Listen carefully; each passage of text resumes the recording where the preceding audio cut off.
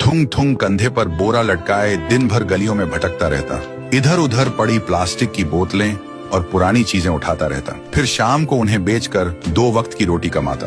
थुंग थुंग अपनी बीवी और बच्चे के साथ एक टूटी हुई झोपड़ी में रहता था।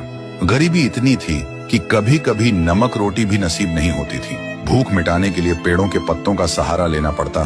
फिर भी थुंग थुंग ने कभी चोरी का सहारा नहीं लिया। एक दिन थुंग थुंग थका हारा श्मशान के पास बैठा था। शाम ढल चुकी थी और हवा में जले हुए लकड़ों की बू थी। तभी उसे मिट्टी के नीचे से हल्की सी रोशनी चमकती दिखी। वह धीरे से उठा और मिट्टी खोदने लगा।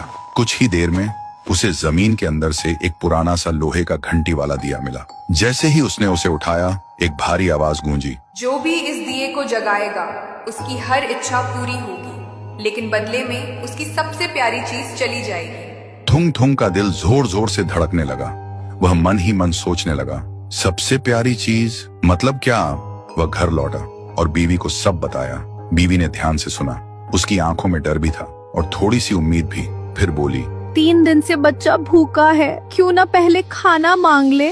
थुंग थुंग ने कांपते हाथों से दिया जलाया और धीरे से बोला, हे दिए, मेरे भूखे बच्चे के लिए अनाज दे दो, बस पेट भर खाना दे दो। अचानक पूरी झोपड़ी अनाज और रोटियों से भर गई।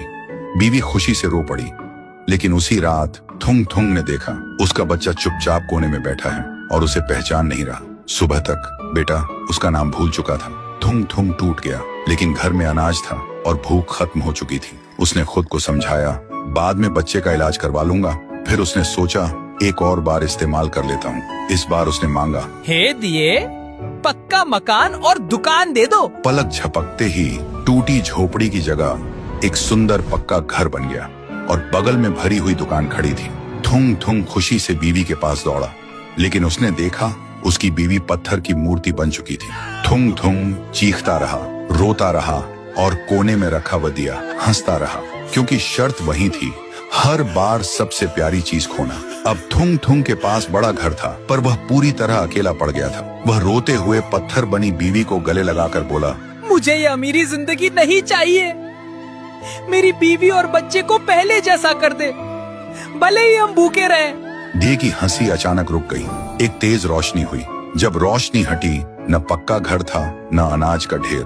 फिर वही पुरानी टूटी हुई झोपड़ी थी, लेकिन सामने उसका बच्चा खेल रहा था और बीवी मुस्कुरा रही थी। थुंग थुंग ने सुकून की सांस ली और उस मनहूस दिए को वापस श्मशान ले जाकर मिट्टी में हमेशा हमेशा के लिए दफना दिया।